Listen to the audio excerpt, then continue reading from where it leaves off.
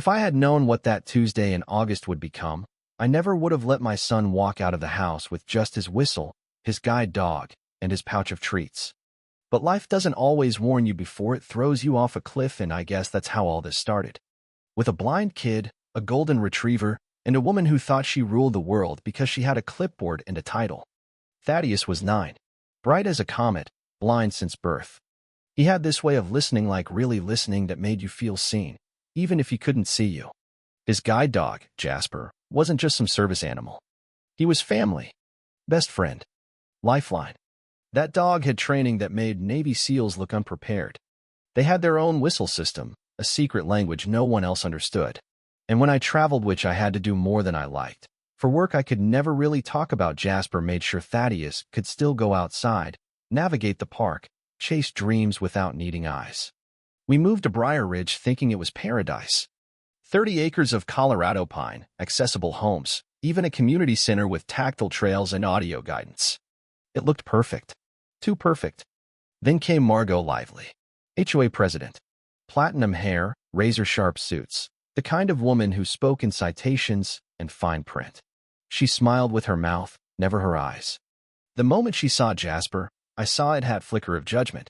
She leaned over during the orientation, lowered her voice, and said, "Single dads with blind kids need a little more oversight."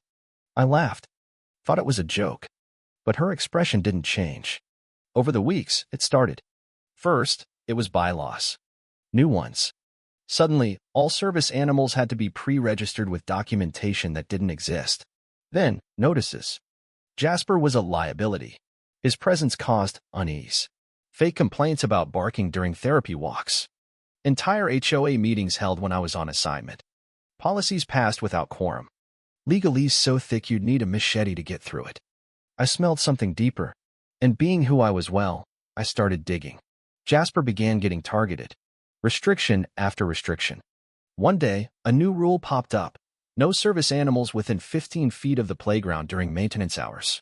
The kicker? Those maintenance hours rotated daily and were never posted. The only constant was Thaddeus coming home sadder each day, feeling like he didn't belong in the one place built for kids like him. Then one night, I caught movement on the edge of my property. Dim lighting, a figure with a clipboard, taking photos of my kid, my son, practicing navigation with Jasper. I confronted them. It was Margot. No apology. Just, safety assessments require documentation. Children with disabilities need more structure. I wanted to call the cops, but I didn't. Not yet. See, I wasn't just some dad with a job in logistics like I let the HOA believe. I had spent 15 years in foreign fieldwork intelligence, counter-surveillance. I knew what coordinated harassment looked like. And this wasn't just one woman on a power trip. There was structure, timing, professional formatting on HOA notices, surveillance-grade camera angles on the footage I later retrieved. Something smelled. International. Zeph, my neighbor from 2 doors down, seemed just another quiet guy with a garden. Turns out, he was deep cover. CIA surveillance analyst embedded to investigate compromised communities. When I shared my suspicions, he didn't blink. He just said, "You're not the first target in Briar Ridge, but you might be the first to push back." We set up bait. Margot's next move came like clockwork. She posted a memo: facility cleaning required Jasper to be removed from all public areas for 48 hours. Unconstitutional. Illegal, but smartly worded. And it came while I was away. She thought I was overseas. I wasn't. Thaddeus went to the park that day. Jasper at his side. Just a kid with his best friend and a ball. Margot met them. Waited. Watched. And then, she grabbed Jasper mid-walk, dragged him by the harness. God knows how she overpowered him and shoved him into the metal dumpster behind the maintenance shed. Slammed the lid. Locked it. Walked away. Thaddeus fell apart. Crawled on the concrete. Calling, whistling, crying. I heard it all through Zeph's feed. Every second etched into my brain. I stepped in fast. Unzipped my jacket. Pulled out the encrypted sat phone I hadn't used stateside in 5 years.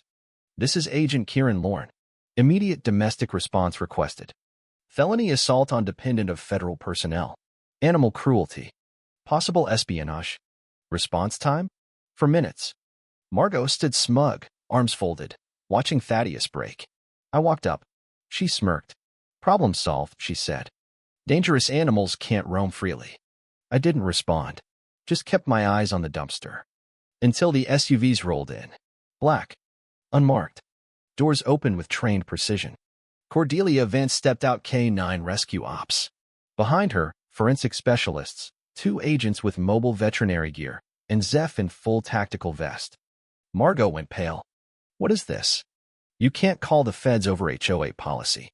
Cordelia didn't even look at her. Just barked orders. Cut the hinges. Prep cooling packs. Scan for vitals. I knelt beside Thaddeus. He's okay, kiddo. They're getting him out. He's not barking anymore, Dad. Thaddeus whispered. Did I wait too long? I couldn't answer. I just gripped his shoulder and prayed Jasper would hold on. The moment the lid flew open and steam poured out, we saw him collapsed but breathing. Barely. Tongue out. Heat stroke advanced. Cordelia went in, cradled him like a soldier. Got him on the gurney. Oxygen. Fluids. Heart monitor. He made a sound soft, tired, but alive. And Thaddeus, me boy's whole body shifted. He heard that sound, reached forward and sobbed. You came back, Jasper.